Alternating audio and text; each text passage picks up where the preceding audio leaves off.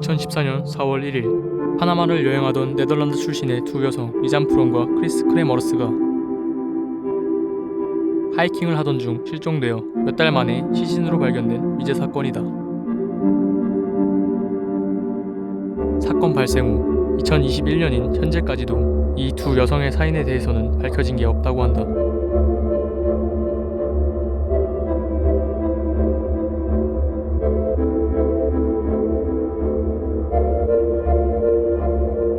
두 사람 모두 네덜란드 아메르스 포르트에서 성장했으며 리잔 프로는 당시 만 22세로 건장한 배구 선수였고 출세지향적, 낙관적 성격에 똑똑하고 열정적이었다고 하며 또한 프로는 전해 9월 데벤테르에서 응용과학 학위를 받아 졸업했다고 한다.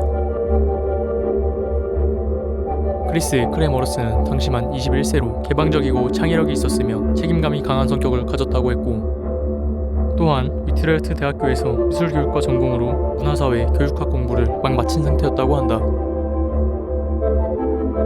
친분이 있었던 이 두 사람은 파나마 여행을 계획하고 파나마로 떠나게 된다.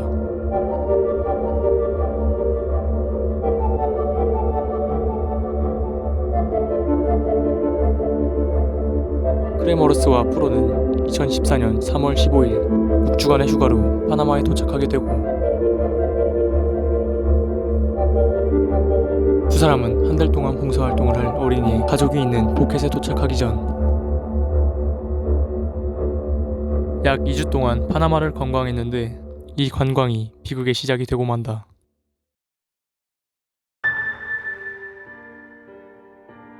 (4월 1일) 11시 둘은 바루 화산을 감싸는 우거진 숲과 피아니스타의 오솔길을 주인집의 개와 함께 하이킹을 하러 간다. 그리고 페이스북에 포켓 주변을 걷고 있다는 것과 오솔길에 오르기 전 두 네덜란드 남자와 식사를 하고 있는 것 등을 적었다고 한다. 그러나 밤이 되어도 둘은 돌아오지 않았고 함께 나갔었던 개만 돌아오게 된다.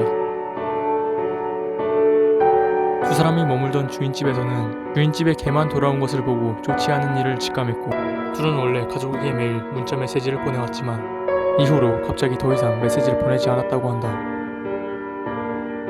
또한 리잔 프론과 크리스 크레머러스는 다음 날인 4월 2일 아침에 현지 가이드와 만나기로 약속을 해놓은 상태였지만 그때까지도 둘은 돌아오지 않았다고 한다. 실종 신고가 접수되고 4월 3일 당국은 현지 주민들을 동원해 수색하였고 3일 후인 4월 6일에는 둘의 부모들이 네덜란드에서 온 경찰견 탐정을 따라 파나마에 도착하게 된다. 열흘 동안 숲을 대규모로 수색하고 포상금 3만 달러까지 걸어보지만 둘의 흔적조차 찾을 수 없었고 그렇게 열심히 수색을 하던 중 현지 주민이 실종 10주 만에 프론의 배낭을 찾게 되는데 뭔가 이상한 점이 있었다.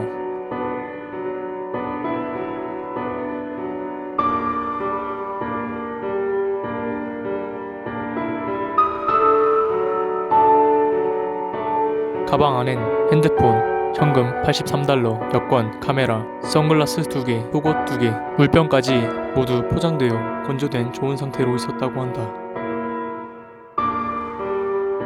이 모든 물건이 실종된 와중에 어떻게 이렇게 잘 보관되어 있었는지는 알 수가 없다. 그리고 휴대폰을 조사한 결과 실종된 지 얼마 되지 않아 112와 911에 전화한 이력을 발견할 수 있었다. 이를 통해 둘은 하이킹을 시작하고 나서 시간이 얼마 지나지 않아 조난당했음을 짐작해볼 수 있었다. 첫 번째 조난 전화는 하이킹을 시작한 지 불과 1시간 정도 후에 건 것이었고 그 후에도 여러 번 교환 전화를 시도했지만 전파 수신이 어려운 지역이라 제대로 된 통화를 한 흔적은 없었다. 그나마 가장 전파 신호가 잘 잡혔던 통화는 4월 3일 911에 시도했던 전화였는데 이마저도 1초 정도 통화가 지속된 것으로 보인다. 그 후로도 4월 7일에서 4월 10일 사이에는 아이폰으로 긴급 전화를 시도한 횟수가 무려 77번이나 있었던 것으로 밝혀졌다. 그리고 두 전화 모두 2주 정도 지나 전원이 최종적으로 완전히 꺼져버렸다.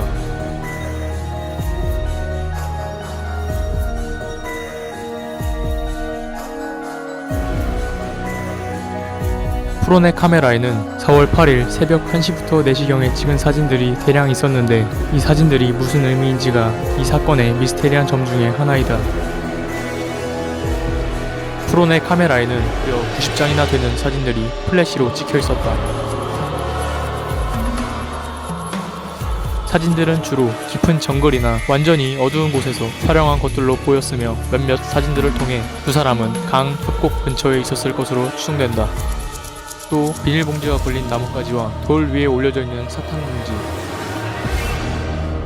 그리고 화장지로 보이는 뭔가와 그 옆 다른 돌 위에 있는 거울 사진, 관자놀이에서 피 같은 무언가가 흐르고 있는 크레머러스의 뒤통수가 찍힌 사진 등 왜 조난 상황에서 이런 걸 찍었는지 이유를 알 수 없는 사진들이 많이 찍혀 있었다.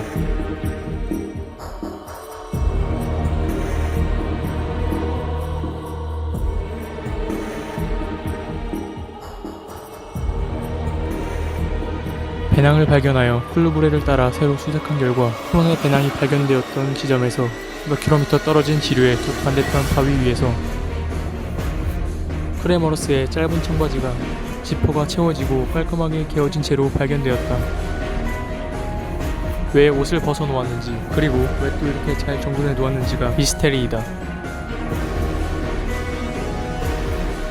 다시 2개월 후 배낭이 발견된 곳과 가까운 곳에서 골반뼈와 구치가 심겨진 말이 발견되었다.